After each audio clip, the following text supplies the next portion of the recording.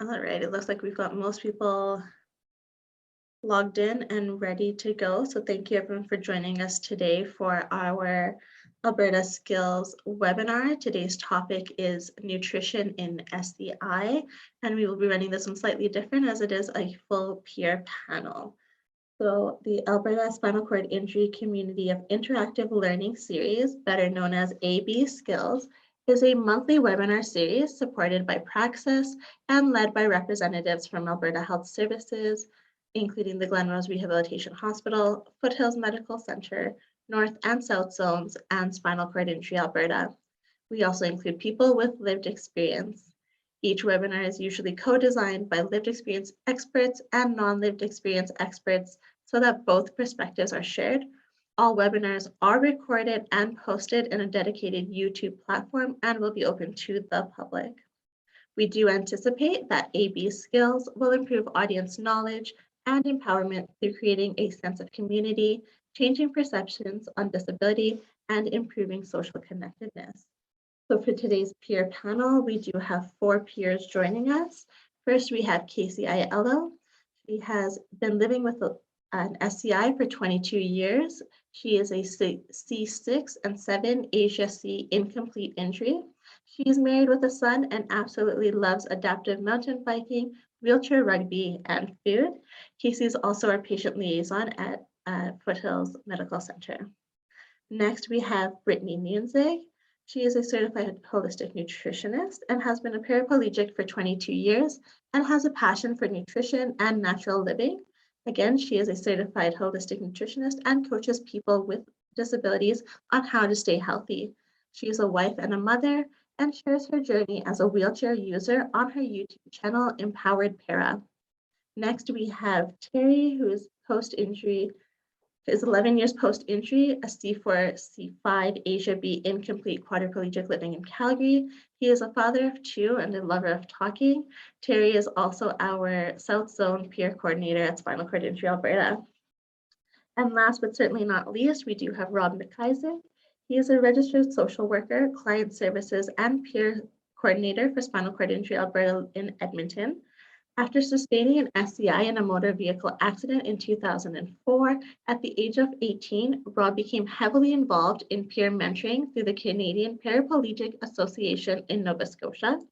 Influenced by his years of volunteering and peer work, he chose to pursue a career in social work and joined the SCI Alberta team shortly after graduating from MacEwan University with a social work diploma. Rob has a member of Canadian National Development Wheelchair Rugby team and has an inclusive team-based culture, learning through sport and utilizing this base to work with clients, clinicians, and community partners. Rob takes pride in his role that consists of working one-on-one with our clients, their families, and other service providers to help clients transition effectively from hospital to community, along with continued involvement in research and other projects to continue to improve and provide ongoing support for accessing resources for individuals to live healthy, happy, and as independently as possible. And just a reminder to everyone about the Rehabilitation Advice Line. This is available to all Albertans who have an injury, orthopedic surgery, neurological condition, or are recovering from COVID-19. It is available every day from 10 a.m. to 6 p.m. And the number is a toll-free number available on your screen. And just some general housekeeping rules. Everyone will be muted for the duration of the presentation. Following the presentation, we will do a discussion, question and answer. At this point, please feel free to activate your cameras and unmute yourself to participate in the conversation. You can also raise your hand, put a question in the chat box. We will also monitor the chat box for any questions, comments, or if you're experiencing any sort of technical issues. And you will see at some point some poll questions appear during the discussion period on your screen.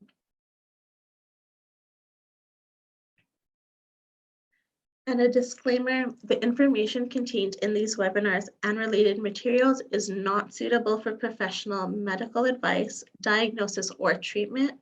Please contact your medical practitioner for more information and to see what is right for you. Again, the webinar is being recorded and will be made accessible publicly. And just a reminder again that because this is a peer panel, all the views are trials, tribulations, and personal experiences that our peers have experienced. So again, for any sort of medical advice, please do see your GP and medical practitioners for that. So we will begin with our first subtopic, which is weight loss and weight gain. So everyone experiences this differently, not only right after your injury, but many years after. So for our peers, what have your experiences been like? And maybe we'll start with Casey. Yeah, definitely. Hi, welcome everybody. Thanks for joining us. I get to talk about one of my favorite subjects, food. But just to share a little bit about my journey of weight loss and weight gain. Over the past 22 years, my weight has fluctuated. I've been a super skinny vegetarian that was not a very healthy vegetarian. And I've been actually quite overweight at certain points as well. And so I guess it's been a bit of an experiment to find the best healthy weight for me. I know that, you know, there's always like the ideal, or you want to look like something or someone, but I've really just kind of tried to block all that out and try to focus on the best weight that works for me to be able to do what I need to do and do it with the most ease and, you know, not really hurt my body. I always have to take into account though, genetics and my activity levels play a huge part in maintaining an ideal weight for myself. That was really eye-opening, especially over COVID, not being able to, you know, have my outlets of a rugby, or mostly rugby. So yeah, a bit of experimenting with that. But ultimately, you know, when I fuel my body correctly, I feel not only good physically, but like just mentally feel so much better. I've learned over the years that being neurotic and, you know, only trying to eat healthy foods is not the healthiest way for me to be eating. I have to allow myself treats, but not every day. It's a slippery slope. So just allowing myself that freedom to treat myself and, you know, sort of adhere to the 80-20, eat healthy, good food most of the time, but allow myself those snacks. So I don't binge and eat like a huge bag of chips. That's my weakness. And just another thing I wanted to share is that I always carry some snacks with me. I have a tendency to get a little bit of low blood sugar. I get hangry. So I always carry granola bars, and a lot of you will probably know that and be laughing, but that's one thing that helps me maintain a good level of appetite as well. That's it. Thank you, Casey. Brittany, I'll pass it over to you. Okay. I don't know about the rest of you, but when I was in the hospital, I had numerous healthcare professionals tell me that I was not potentially going to gain weight, that I was going to gain weight. It wasn't a question. It was a when are you going to gain weight? You are going to gain weight. And I was just 13. So that put an automatic fear in my head of weight gain with a spinal cord injury. And even though I haven't actually had any significant weight gain, it's created an unhealthy relationship with my own body in terms of that everybody in a wheelchair is not necessarily unhealthy, but like they don't look good in their wheelchair because they're going to get fat. And then there's always the talk of the para belly or the quad belly.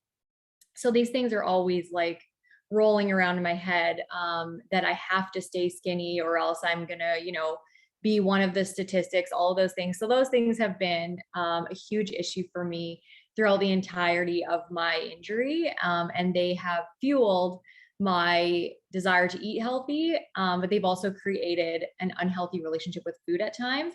So I've had a long journey with healthy eating. And over the past 10 years, I'm happy to say that I've gone on a roller coaster, and right now I'm like on a very good trajectory of understanding that food is to fuel my body, and that my body doesn't have to look a certain way in order to be healthy. I don't have to have a six pack.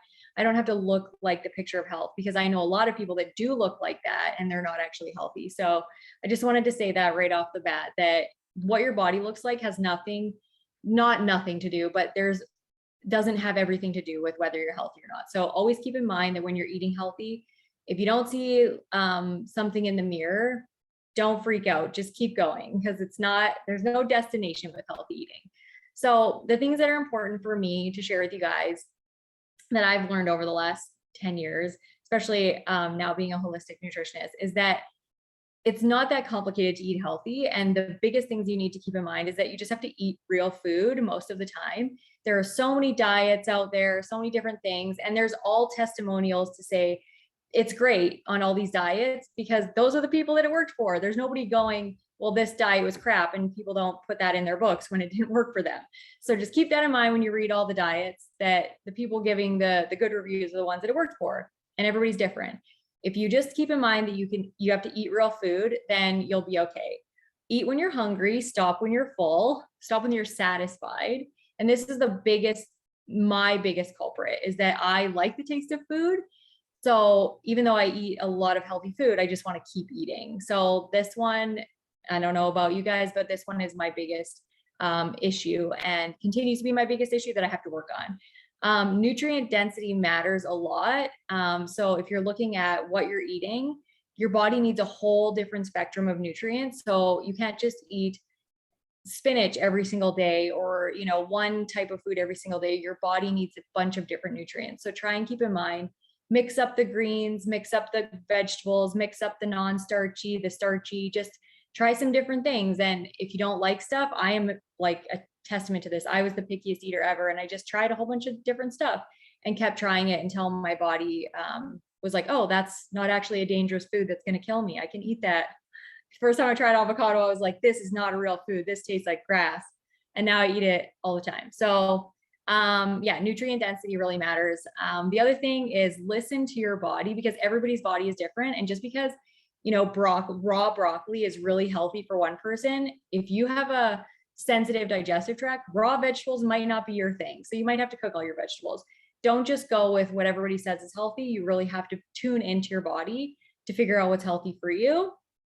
And then thinking about like BMI for people, you hear BMI all the time, like what a healthy BMI is. And for people with spinal cord injuries, it's lower because we have less muscle mass in general. So if you are looking at body mass index and what your healthy body mass index should be, take that with a grain of salt, because there's a whole bunch of different things that can go into that. And it doesn't mean you're unhealthy if you don't have the ideal body mass index, that it says on the chart. But it should be 22 if you have a spinal cord injury instead of 25. So for us, it's a little bit lower just because we have less muscle mass.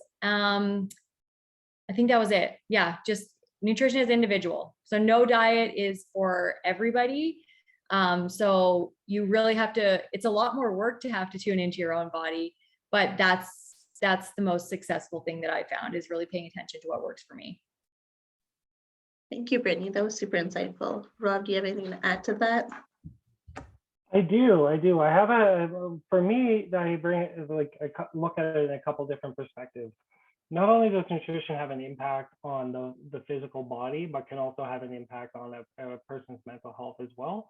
But starting from the beginning, and from my perspective and experience, is that for me, much like Casey, I have fluctuated very much over my 17 and a half years post-injury. And from at one point leaving hospital of being 186 pounds to within a year and a half being 252, right? So that's what happened to me, but that's because of one, lack of activity, lack of access to good food, right? And just continue to eat. I mean, like Brittany, I love food. Like you put it in front of me, I'll try just about anything and I'll devour it, and just being in tune with what, it takes help, some help.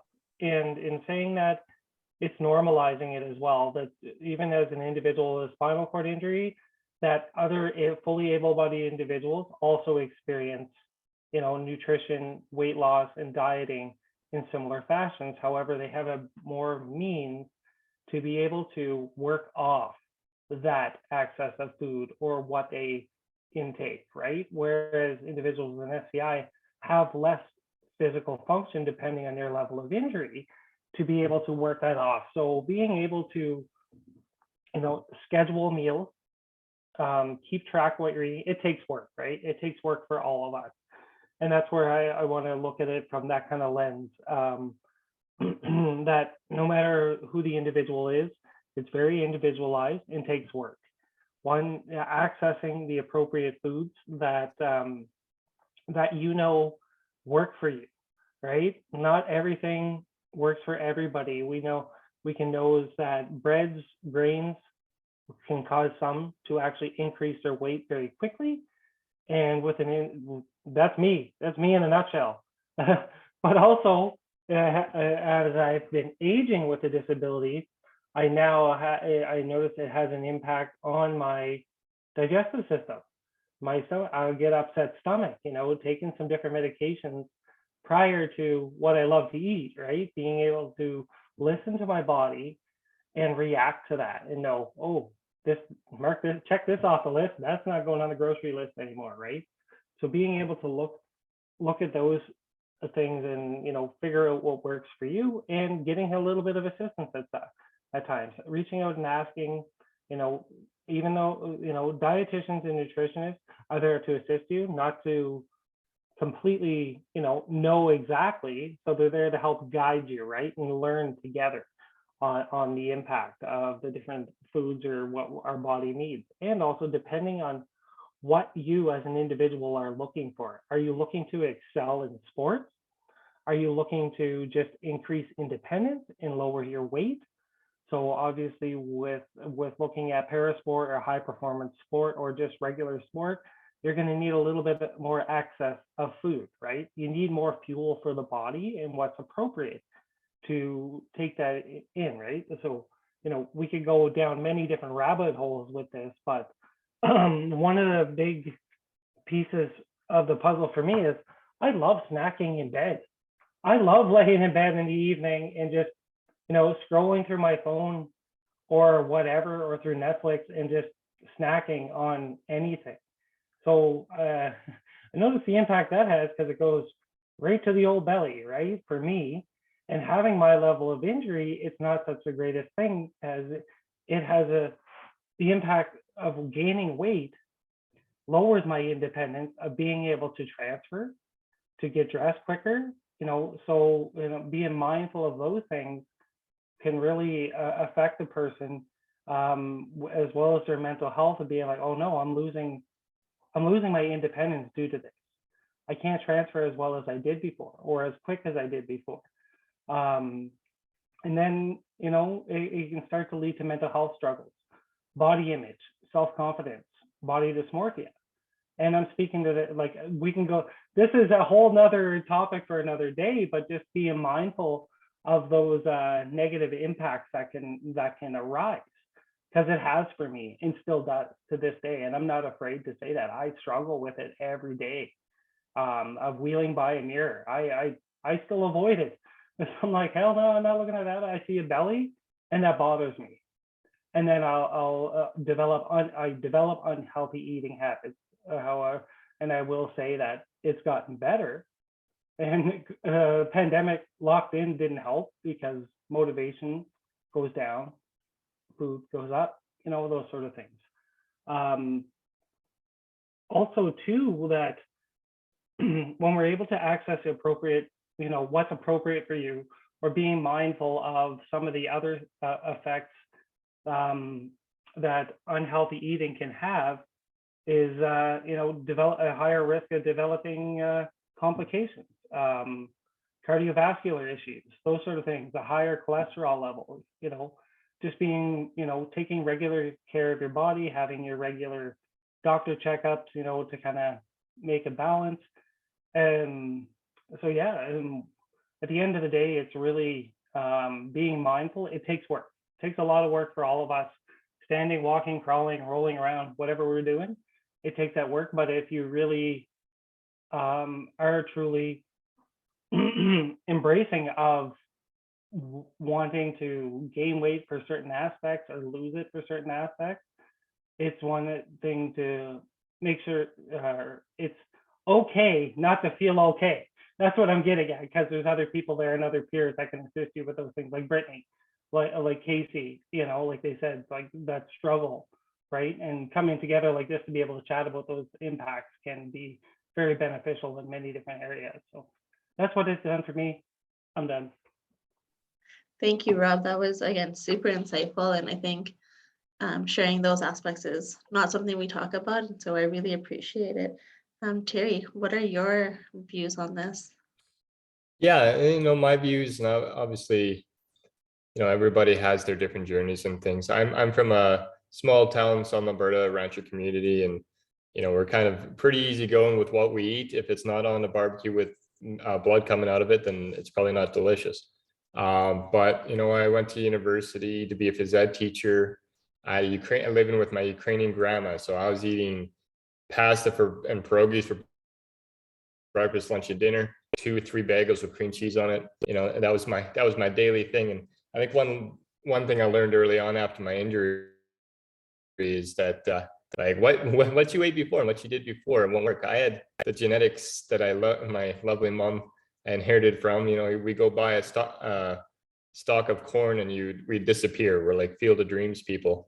Just tall and skinny, and so it didn't matter what I ate before. I just would eat anything. And post injury, I lost weight that I didn't even realize. I was already a skinny person, and all of a sudden I'm really skinny. And I lost a lot of bones. I'm one of those ones that you have to be very careful how you're sitting on things, how you lean on things, because I'm all bone. So I thought, eat a lot, get some weight on me. I always get the comment. I get the comment all the time. You need to gain some weight. You need some fat on you.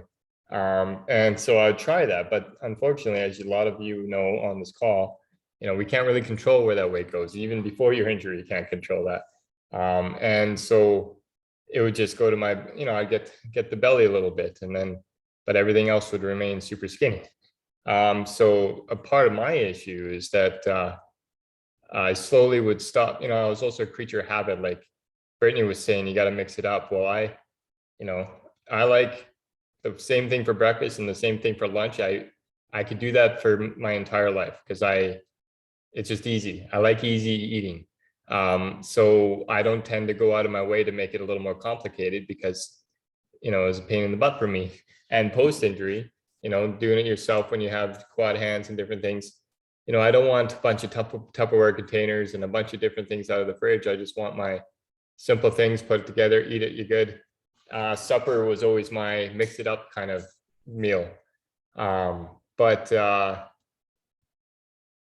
what I learned from that is that I would slowly, when I was watching when I ate, when I slowly stopped eating and I'm getting more into my injury, I was less hungry. And so, maybe my lunch got moved to 2 o'clock or it'd be 2 o'clock already. And I'm like, I'll just wait till supper time.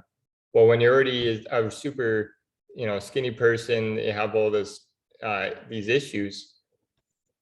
If you miss one meal and you're not snacking in between, which I didn't do because like I said, I like easy eating, then you're losing lots of weight. You're really skinny and you got even more complications, especially with skin issues or energy issues. I always find I was a little tired and had issues like that.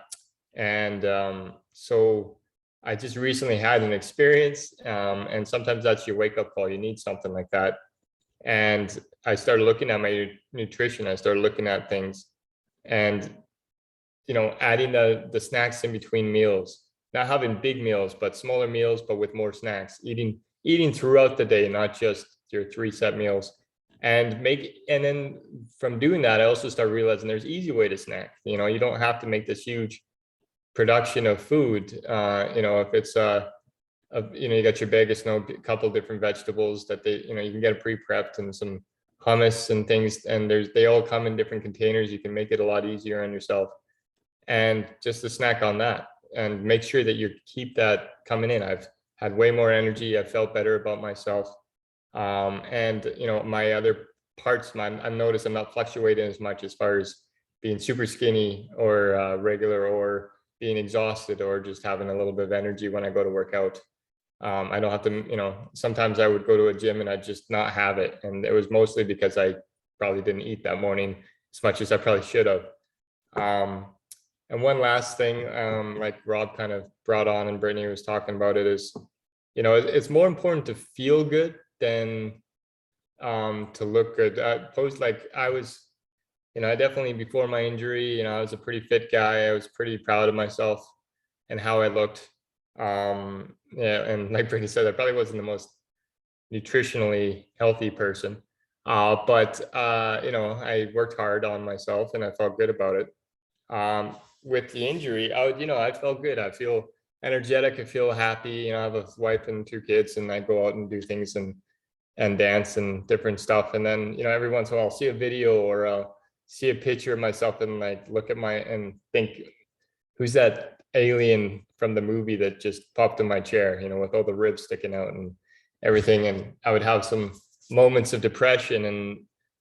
But the important thing for me was to get over that and realize that's just the way it is. There's nothing I can do to change it other than mentally be comfortable with it and find other ways to feel attractive and feel good about yourself.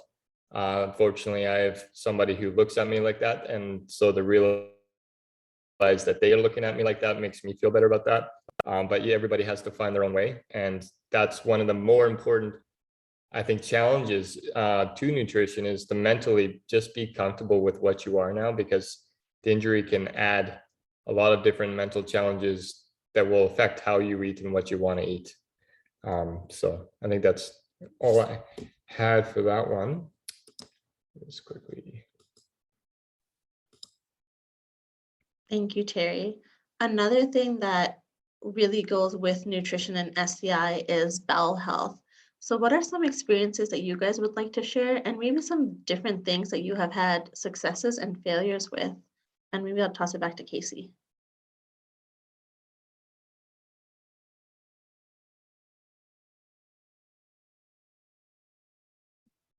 Sorry, I was trying to unmute myself here. So yeah, bowel health. My least favorite part of having a spinal cord injury is definitely the whole bowel thing. Having to have a routine, a bowel routine. But my routine is Sunday, Monday, Wednesday, and Friday mornings. And that's what I have found works best for me.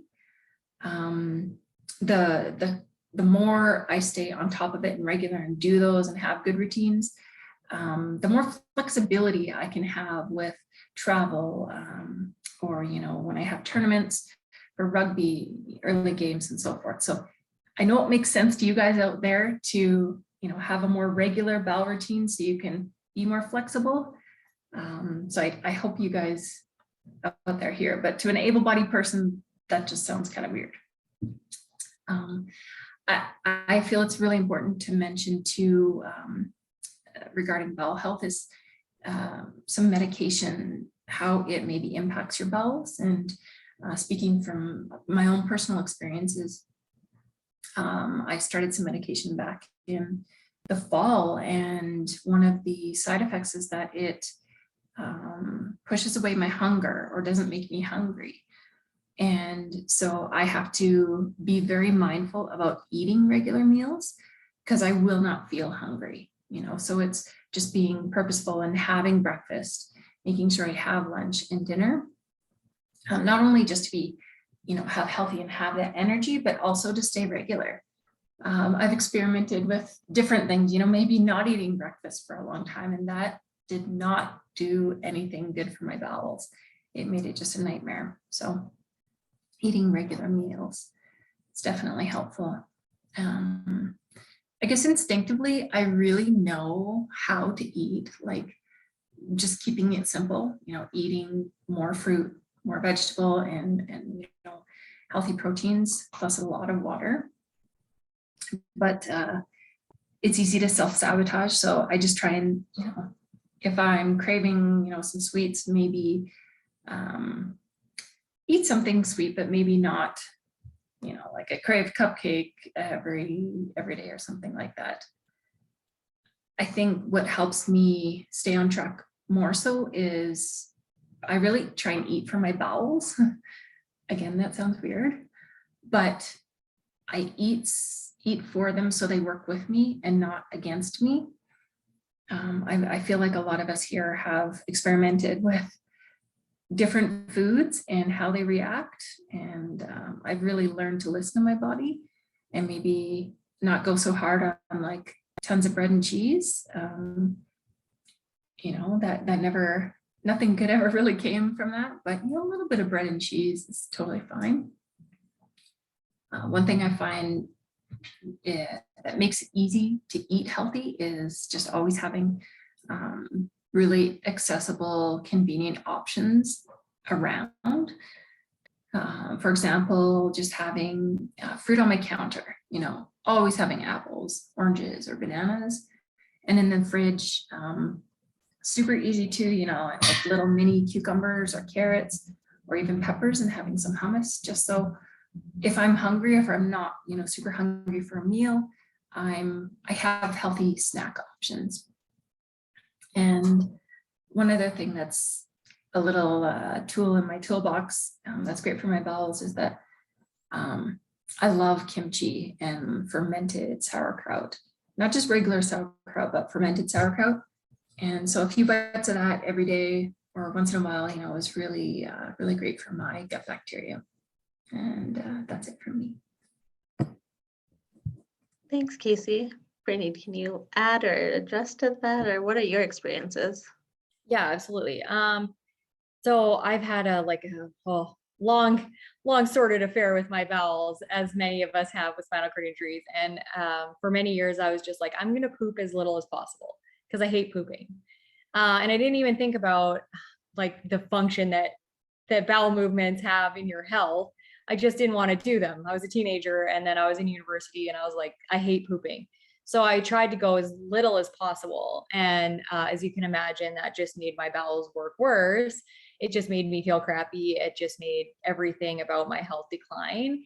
And it wasn't until my brother got diagnosed with Crohn's disease, and I did a lot of research on inflammatory bowel disease, and I realized, wow, your intestines are actually important for the rest of your body, that I started changing my bowel routine. And I started going every day and just changed the stimulus from I hate this, it's the bane of my existence, to a neutral thing. It's I'm going to stick a suppository up my butt and read a book for 15 minutes and it's going to be awesome, instead of I hate this, it's the worst thing ever. So now I now read more books. I now do more of that stuff, all because of my bowel routine. So that's the first thing I wanted to say, is that fall in love with your bowel routine, because it'll make your life better.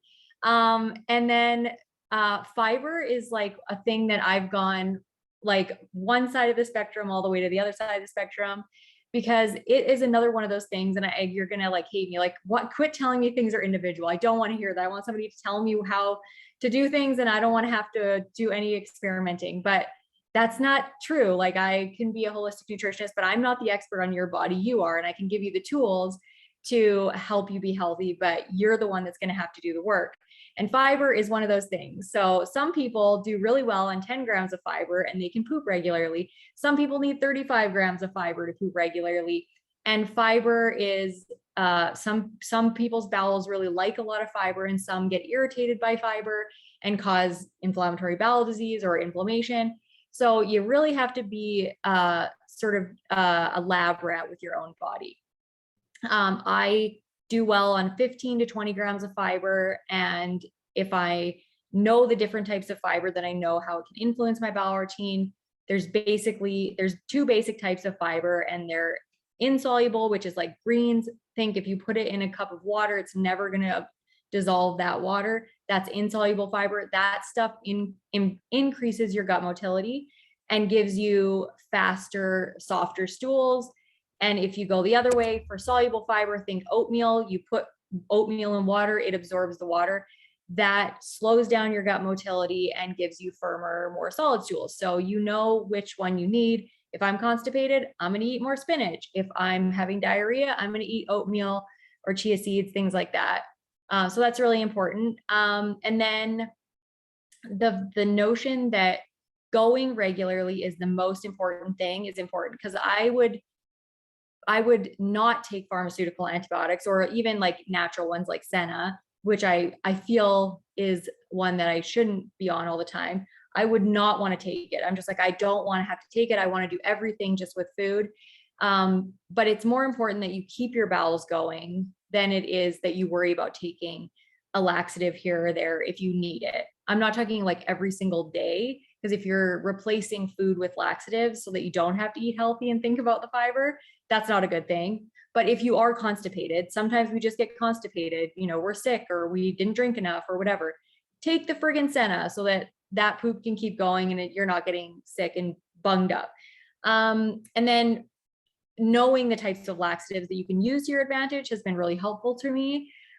So there's a whole bunch of different classes of laxatives, and I'll just go over them really briefly, but you can use them to your advantage. And I'll give you examples of the different things in each class that are more natural, or that I would consider more natural. So there's bulk forming laxatives, and those laxatives are just things that make give you more poop in your gut, essentially.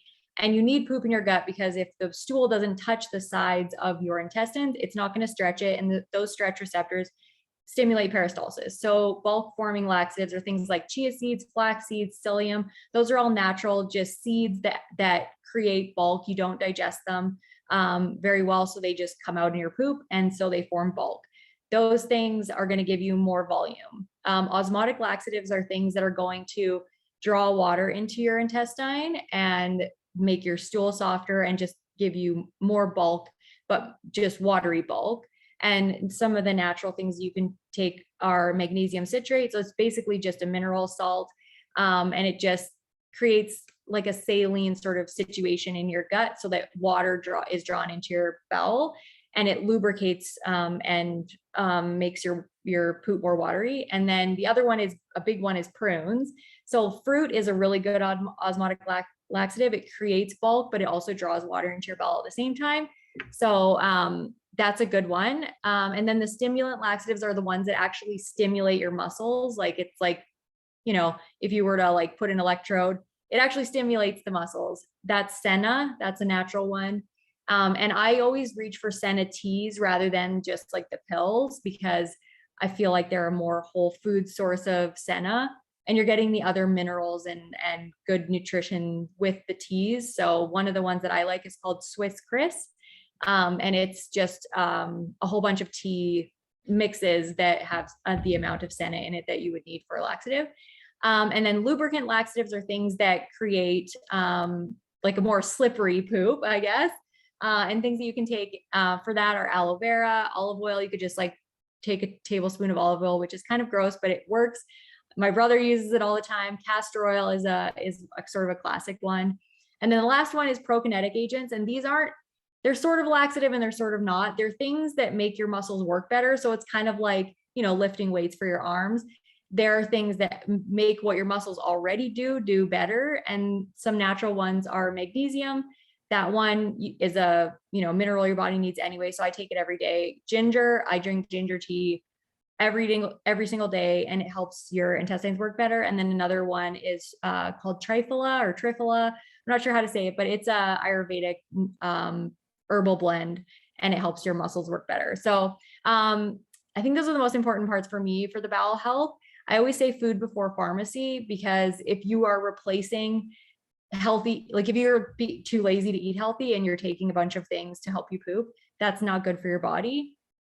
And then just remembering that your intestines are actually cells in your body. So they need protein, they need fat, they need carbohydrates, like they need all of the building blocks in order to work properly. So if you're eating McDonald's or, you know, things that are devoid of nutrients, your bowels aren't going to work that well because you're not feeding the cells in your intestine. So, and just keeping in mind that food additives like preservatives and things like that, that's bad for your gut bacteria. If things are going to preserve food on the shelf, they're gonna stop bacterial growth in your gut as well.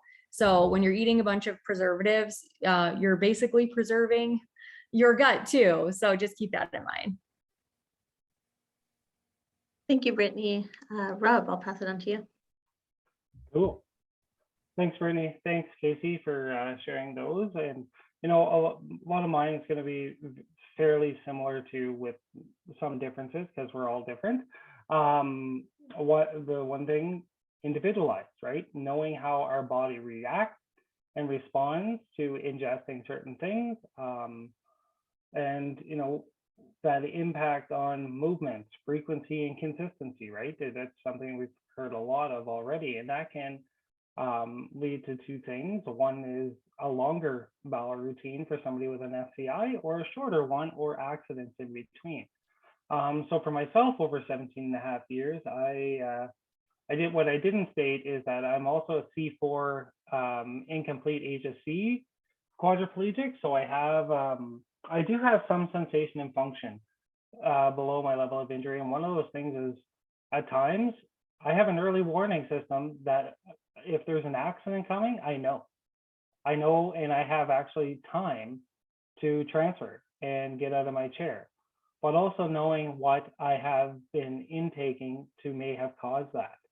You know, I know that there's certain foods that I don't have an overabundance of, and in discussion with Brittany previously, one of those things I absolutely love is ginger snap cookies. Oh my God, I could eat those all day. But if I know I really get a poop, I'll devour a bag of them, and I know what I'm doing all night, unfortunately. So that's the thing, and knowing what's going on with your body, right, and how those things react. For me, I've played with my routine over the years. I used to do every other day, so not just if it was, you know, did it on a Monday, be a Wednesday, such and such, kind of similar to Casey. However, for probably the last 10, 11 years, I've done Monday, Wednesday, Friday religiously, except for when I'm traveling. So when I travel, I always do it the day before I travel or fly. If I'm flying in the morning, I do a bowel routine at night. But having the power and control is the key aspect for me. You know, especially when you become newly injured, you feel as though you lose that control, right? You lose control of being able to control your bowels, go to the bathroom when you need to.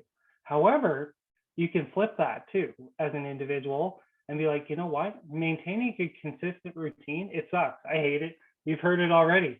It's the lowest, sometimes the lowest point of our day, that we don't want to do that because it can be time consuming. So for me, I started playing an online game on my phone to take away some of that time. Unfortunately, it's also led me to sit there longer too, because it's like, oh no, I gotta beat this level or something like that, right? I'm dead serious. Or listening to my audiobooks, you know, mindfulness and meditation that I started doing too, to kind of rejuvenate myself and, you know, bring myself back and center myself and remind myself that I'm the one controlling this right now. I'm the one controlling my bowel movement through, one, my diet, and secondly, paying attention to my body and scheduling that routine, right? So I have the ability to go for a few days, to go without for a few days if I need to, and to flip that schedule around, you know. And I've often found that times there might be, it might be important to bring in a little bit of that therapy if somebody is having difficulty coping with a neurological bowel or having those accidents, and make a schedule. And when I say therapy, like utilizing cognitive behavior therapy techniques, right? To know that, to bring it back to be like, yes, but scheduling a routine, it can allow a person to control these things, right? Control the uncontrollable, whatever, flip it around. And that let's be honest, all of us SCIs on here right now, we've all shit our pants at some point. You know, it's one thing. Able-bodied individuals, it's happened to them too. Because if it hasn't, you're lying. You know, it's just one of those things that bring that psychological piece of normalizing some of these aspects, right? And just through diet and nutrition, you can control how your body responds to certain aspects, specifically with an SCI. So, And that also allows a person to be more involved in their community, in work, education. You know, it allowed me being able to be flexible with my routines, to schedule them for the evening if I have to. If I have to work all day, I do it in the evening. I do that now. When I was in university, same thing. I was able to have that ability to switch it around just because of those aspects. And lots of water. Every time I'm on the can, I have at least well, for me, it might be an overabundance for some, but I have at least a liter of water while I'm sitting there, just because I'm sitting there. And sometimes a stimulant, coffee or tea, it's a diuretic. So it can help, you know, in certain aspects, depending on how your body responds to it, or if you're even a lover of it, right? So those would be some of my key things to take away, is being able to utilize that to control it. So. Thank you, Rob. I'm also going to suggest you stay away from TikTok while doing your routine, because I don't think that would be beneficial to you. I refuse. I absolutely, hands down, have refused. I've never looked at one. Perfect. Stay away from them.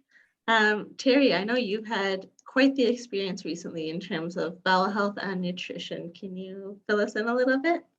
Yeah, and just to update for I unfortunately, my routines are the time where my wife thinks that since I can't move, we have to talk. So I'm not liking my routines at the moment, but we get a lot of information done apparently during those meetings. Yeah, Brittany brought up really good stuff about how, you know, you use nutritionists and dietitians, different things like guidelines, but you got to find your body, you got to know your body and try it out yourself and try it out safely. So, you know, I haven't had an accident. I switched my routine every second day. I was doing Monday, Wednesday, Friday, Saturday for years. I haven't had an accident in a long time. So feel that I'm doing good. My nutrition's good. You know, everything's been fine. But recently, one thing that kept happening to me is, you know, I was always having soft stool and soft bowel routines. And after a while that, you know, it started getting longer and longer. And, you know, I started getting, as a lot of you experience, hemorrhoids. And so that just made it harder, because I used an assistive device to do my digital stimulation and different things like that. And it made it pretty hard for me. And I was having some, you know, it hurts and it didn't work and different things like that. So I decided to take it up on myself to change things up a little. And one thing I learned is actually bulky, you know, thicker stool helps with hemorrhoids. You know, it needs something, the muscles need something to push out. If it's always collapsed, it doesn't work very well. So Brittany, you know, she has an awesome YouTube channel, and one of hers was on Bowel Health. And I kind of took some tips from it, thinking, well, actually at first I did my thing where what Brittany said is, don't be lazy with nutrition, don't use other things. Well, I was like, you know, I'm too lazy to eat right, so I'm just going to take some more Metamucil here, add that fiber, you know. And then somebody's like, an apple a day. I'm like, okay, well, I ate an apple a day and took more Metamucil. That was kind of my thing. And then somewhere I learned, oh, Senecot can, you know, obviously make things a little looser, and also it makes it lazy. So I decided, okay, I'm going to get off Senecot. And you know, Brittany had some suggestions that worked for her bowel routine. But so I was thinking about, then you know, she's a paraplegic, I'm a quadriplegic. We have very different body types, genetics, different things, but I just thought I would do what she's doing, and it was working. You know, I definitely had more normal looking bowel routines, and you know, it's still coming regularly, so I thought things are going pretty good. I also switched to Monday, Wednesday, Friday. I had done that a little bit earlier, because weekends, if I'm doing my routine and 2 children are running around, I'm getting the meeting during the routine. So I got off the weekend so I could get up earlier and help out with kids and stuff. But all of a sudden, I just had one day where I started puking and everything was horrible. I ended up at the hospital with a bowel obstruction, and you know, had to do a week long in the hospital, get things all settled down and cleared out. And I learned and realized that I did a few too many things at the same time, didn't play with it slowly. Also, I was trying to use other supplements and different things to fix my bowel routine instead of doing it naturally. And so that's where I learned when I came out, like little things like I said earlier about snacks in between meals. You know, if you're only eating 3 times a day, your intestines aren't continuously pushing things through. You're not working. You're taking breaks. And also, like Brittany said, if you're eating the same stuff, you know, I got creature habit. I'd eat the same stuff, wouldn't change it up at all. And I was trying to use other things to work for me. And so sometimes you have to have a situation to change your habits and make you realize that what you're doing that you think is fine is actually not really that fine. And so, yeah, I've changed things up. I've definitely increased my fiber intake more naturally and more throughout the day, instead of just saying, you know, I'm taking my fiber in the morning, so I'm good for the rest of the day. Or at nighttime, I add something to my supper time. No, I'm trying to do it a little bit throughout the day, keep things consistent. And what I've learned is I've also can keep eating what I want to eat. You know, I definitely am one to still have what I want, but in moderation. You know, I'm only eating 2 pieces of pizza, making sure I'm adding some extra veggies probably in an hour or so, and things like that. And it's made it so I can still, you know, just, I don't have to think about it too much, but can add to it. I know I kind of went into the supplement, which is the next part, but yeah, it was an experience that probably a lot of you are going to deal with or have dealt with. And you know, you got to learn from it, and you got to take something from it if you want to make things better for you later on.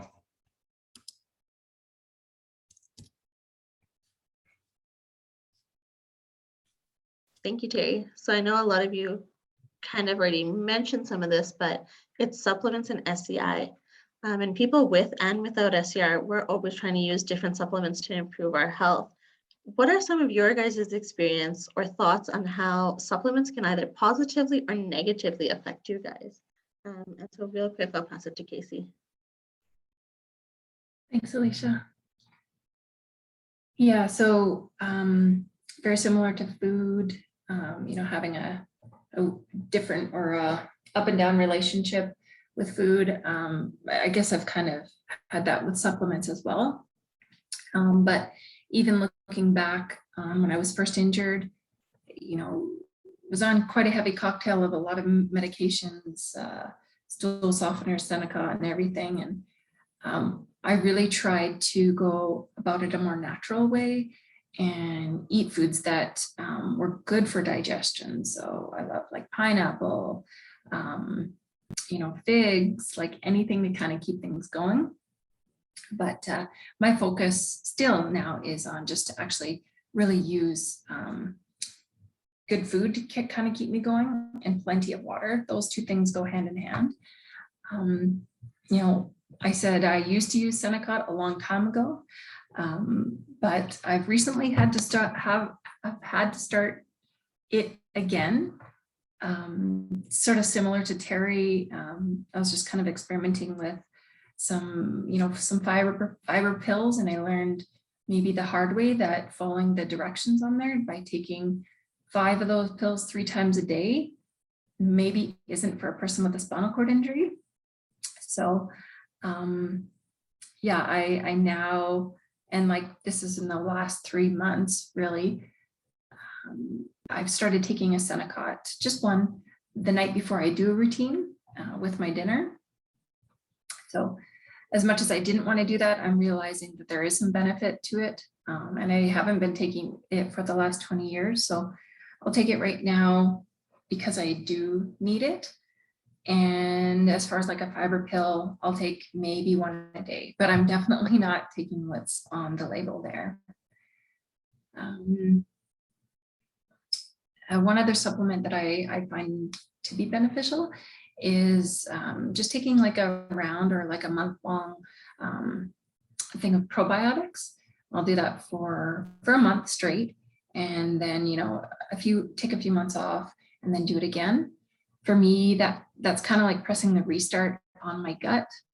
I find that sometimes I'm just like really craving some sugar, like a lot of sugar, and it's not around that time of the month. So by taking some probiotics, it just kind of helps me get my sugar cravings under control, and just restores the good gut bacteria, and the whole gut brain correlation. It actually helps improve my mood and everything. So taking a round of probiotics every once in a while is something I do as well.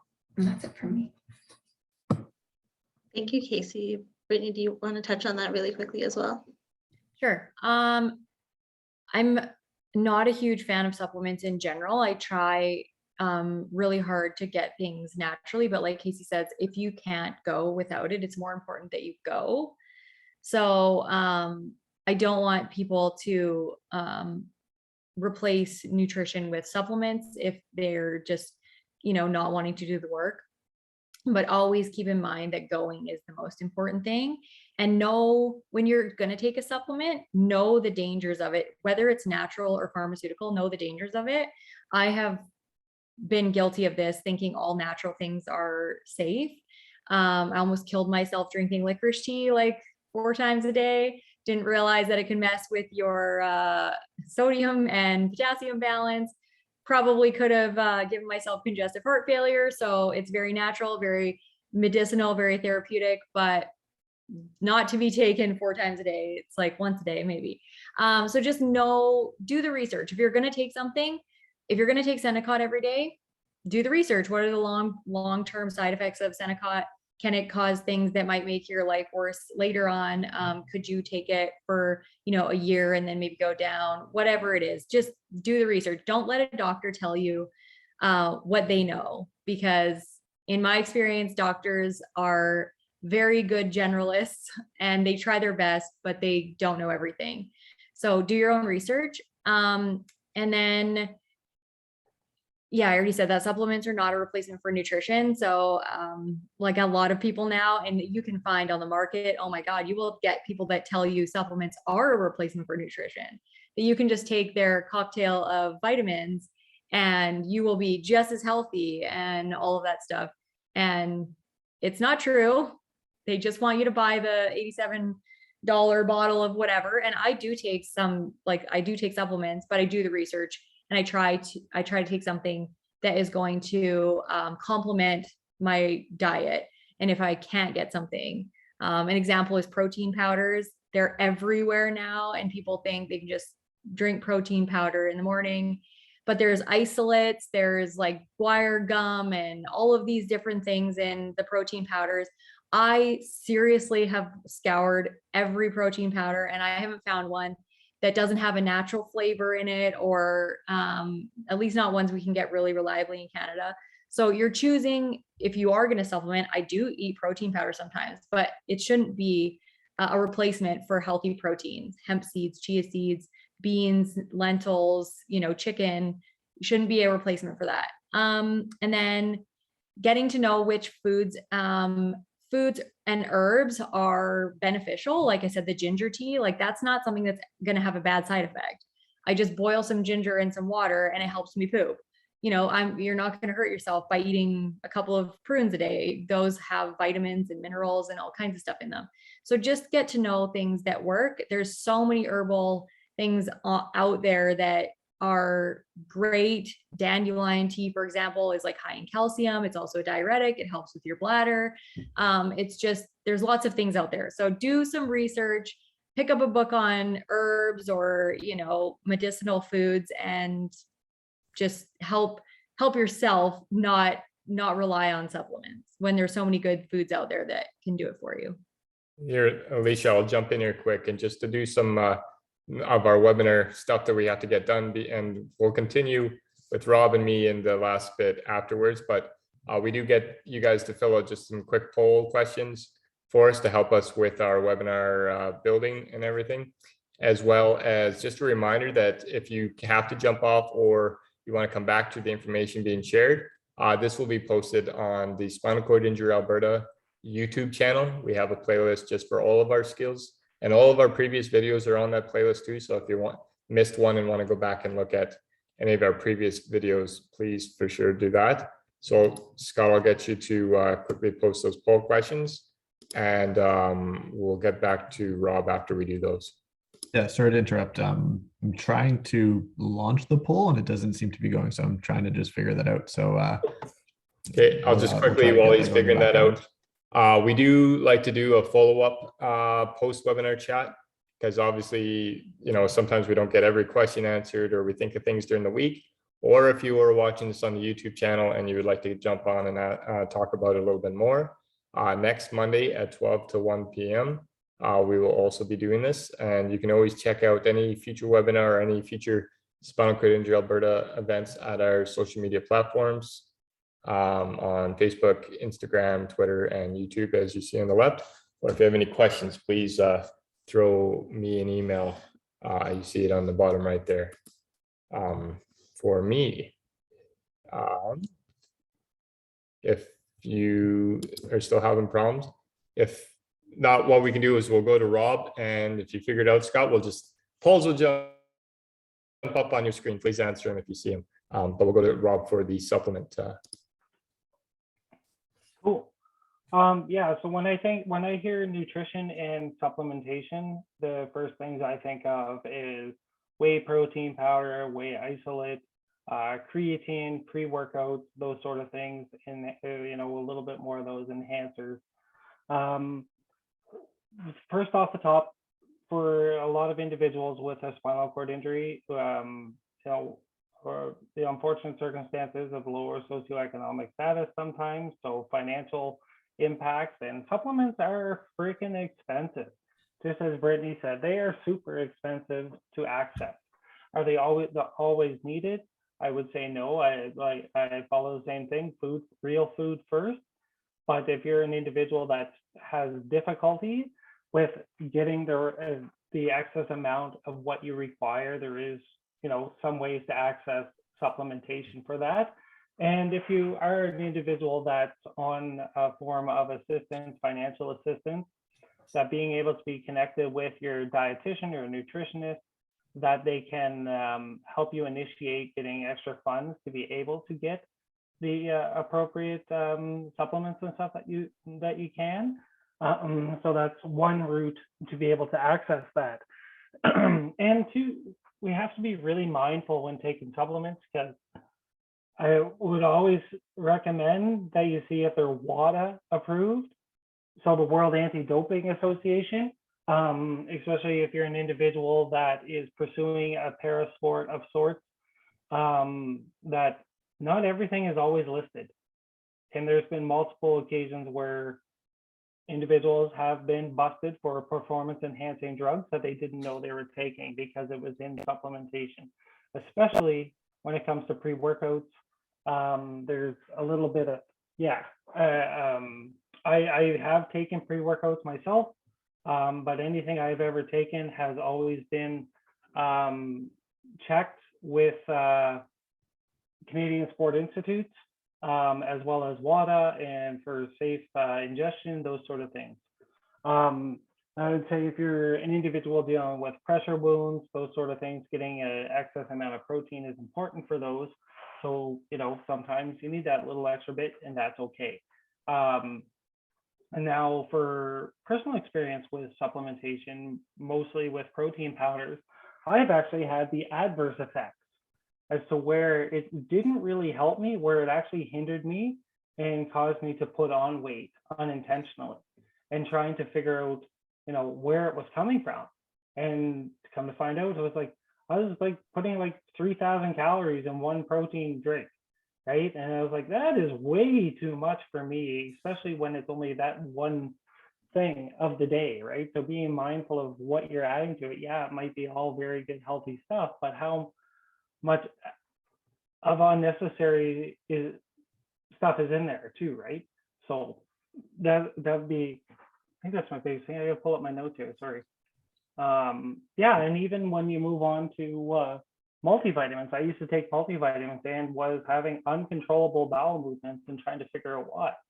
And as soon as I stopped those multivitamins, it stopped, right? So just knowing the effects that they can have on an individual's body. So I'm gonna keep it short at that. And I would always recommend eat real food first. And then if you require access of whichever it is, get checked out by your doc, have a regular physical, get some blood work done, those sort of little things, right? So, yeah. Thank you, Rob. Terry, do you have anything to add to that? Yeah, not a lot. I never did a lot of supplements, and still don't, as far as some of those other ones. Obviously the ones that affect, the main thing that we've kind of been preaching is, it affects things, everybody's different. And so like I said, I'm back, I am like Casey, where I'm back on Senecot, for example, just because I realized that, there's a reason my routines have been working for 10 years, and that's probably one of them. As well as, taking things slow and playing around with things and paying attention to how your body reacts. So, I didn't know about the multivitamin thing until Rob told me, and I just started on a multivitamin 2 weeks ago because thought maybe I need to add some extra things to me. So now I'm paying attention, and if I have an accident, then maybe that's something I play around with and experiment. But do things slowly, one at a time. Don't add too much too quick, because it's a lot harder to diagnose and figure out what's the cause if you're playing around too much, I think, is the main thing, I would say, as far as that. Just quicker, we had one more. So. Yeah, and just talking about financial restrictions and implications on nutrition, and we've kind of touched on this a bit, but Rob, maybe you can add in just a little bit more. Yes, I can. Sorry, I found my mute button. So yeah, as I mentioned, fixed incomes, right? It makes it a lot more difficult to be able to access the appropriate, or what is appropriate for that individual. So it can be a little more tricky and cause for a little more outside the box thinking of having to kind of bounce around to different grocery stores to be able to get what you can afford and need. So it takes a little bit of more extra work and extra planning and more energy, which can, be expensive if you're just going and dealing with one certain aspect. When in reality, you look at things like access to fast food, it's much more financially feasible sometimes, and it's everywhere you go, right? Every corner you turn, it's almost like a liquor store. There's one on every corner pretty much. So it's not always the easiest to maintain a healthy lifestyle or healthy eating when you're living on a fixed income. But like I had mentioned, that depending on that, you can access more funds to be able to do that through the assistance of a healthcare provider, and strategic planning. I'm just trying to read over my notes. And it can be complicated too, as if, like I said, bouncing around between different grocery stores or whatever, is your transportation. Whether you have access to transportation to be able to do that. Some people don't and have to rely on whether that's city transit or DATS, which I hate the acronym for, but just looking at how can you get the most bang for your buck, but in a healthy way. So I would say, connecting with peers is one of an essential way to do that, to find out, from individuals like Casey or Brittany or Terry of how they do that, right? Or have done that. I know for me, as an individual, when I first got hurt, that was me. Having a fixed income, financial assistance, of being able to figure out, how is this going to work for me? For the longest time, it wasn't the most healthiest, because I, grabbed that quick Subway sandwich, which actually is bad, but those quick things that were there, and not eating consistently, getting the appropriate nutrients. And from probably, I think it was just around, within a year, I went from 152 pounds to 183, something like that. Not very healthy Why? Did I have the energy to maintain my lifestyle during the day? No, not really, because of those reasons, right? So it wasn't until getting heavily involved in sport in a different community and being connected with my peers that I was able to figure out those ways of strategic planning, or asking a buddy to, hey, would you mind giving me a hand and running me here and here? And, just being okay again with not being okay and asking for that assistance every once in a while, which is okay. So I guess that'd be my message from that one, that it's not always easy, but if there's a will, there's a way to be able to strategically plan it. Thanks, Robin. I think that's super helpful information, I think just for everyone in general as well. We are experiencing some technical issues, so there may or may not be poll questions, but do keep an eye out for them. And before we move on to our discussion period, I guess, really quickly, if you guys can just, maybe give me one takeaway that you guys have gotten from your nutrition journey with your SCI. And Casey, I'll start with you. Thanks, Alicia. So I think the one sort of takeaway I could think of was, nutrition, or kind of getting food in us is one thing that we actually can control after having an SCI. I know there are a lot of factors that come into that, but ultimately at the core of it are decisions, choosing different nutrition, and making those little positive choices, and in addition to listening to our body, can help contribute to a better life in like a pretty big way. So get in the kitchen, start exploring the wonderful world of food. It can truly be an adventure, and I hope you find some love in there like I have. Thanks. Thank you, Casey. Brittany, real quick, what is one of your takeaways? For me, it's don't let overwhelm stop you from not doing anything.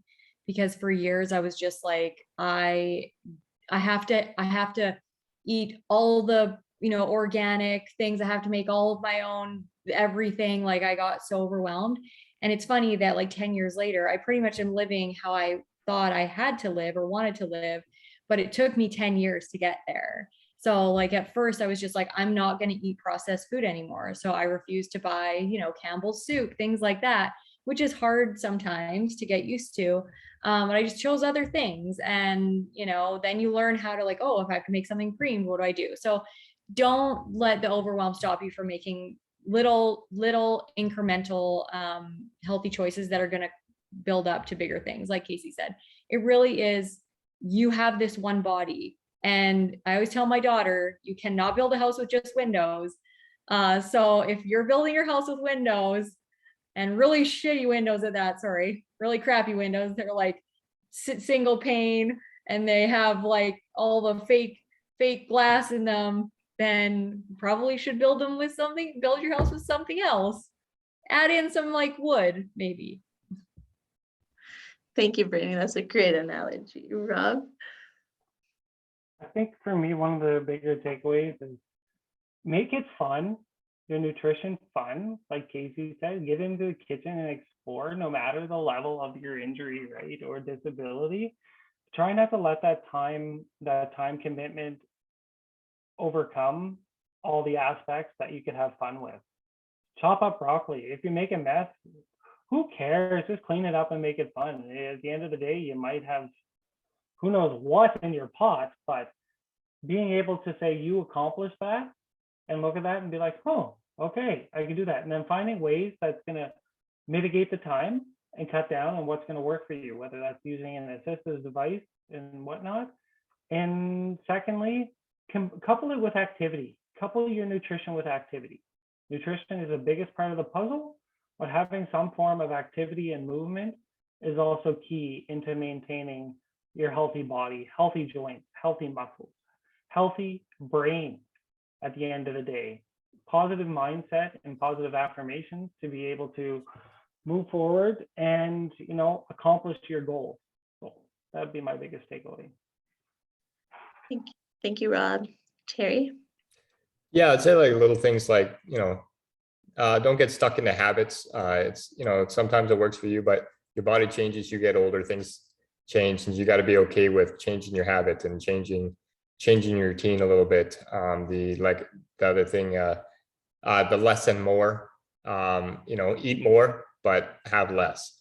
That the more I eat during the day, it makes me not need that big, and I'm not actually hungry for that big meal at supper time, because usually I'd be like, I need that whole thing because I'm starving.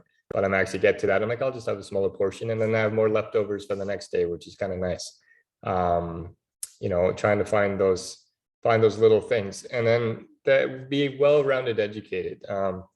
You know, the nutritionists, dietitians, they have wealth of knowledge, great information, but also remember that you're part of a new community that has their own wealth of information, because nobody knows your bowel routines and diets and issues that you're experiencing with a spinal cord injury like your peers in the spinal cord injury community.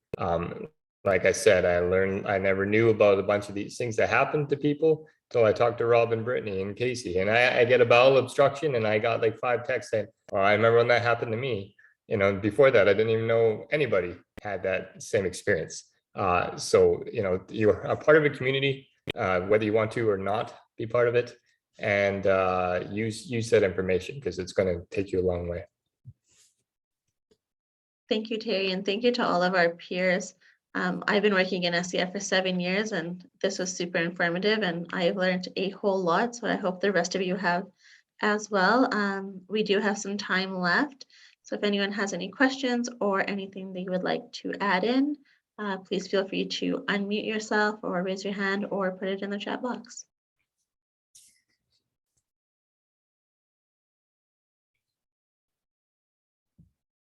Nobody's gonna do anything, just all right off the bat, do a shameless plug. I have a 6-week group coaching program aimed at teaching like the basic understanding of what I think are the basic tenets of health and nutrition with a disability. It starts April 20th, and I put the link in the description or in the chat box if anybody wants to join. Thank you, Brittany. We'll also add that to the description. So for those people that did have to leave early and had to go back to work, that will be available for them as well.